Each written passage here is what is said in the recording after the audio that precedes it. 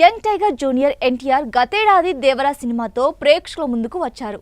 ఆ సినిమా ప్రపంచ వ్యాప్తంగా విడుదలై సూపర్ సక్సెస్ అందుకుంది. కొరటాల శివ దర్శకత్వంలో భారీ బడ్జెట్ సినిమాగా వచ్చిన ఈ మూవీ మార్చ్ 28న జపాన్ లో రిలీజ్ అయింది.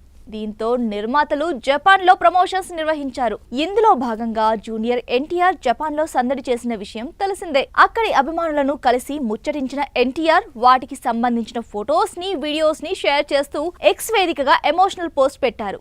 జపాన్ టూర్ ఎప్పుడూ అందమైన జ్ఞాపకాలను ఇస్తాయన్నారు. ఈసారి మాత్రం ఎప్పటికీ గుర్తుండిపోతుందని ఓ జపనీస్ అభిమాని RRR చూసిన తర్వాత తాను తెలుగు నేర్చుకున్నానని చెప్పారు. ఆ మాట నిజంగా తనని కదిలించిందని, ఒక కల్చర్ కు ప్రేమకు సినిమా ఈ రోజు వారధిగా నిలిచిందన్నారు.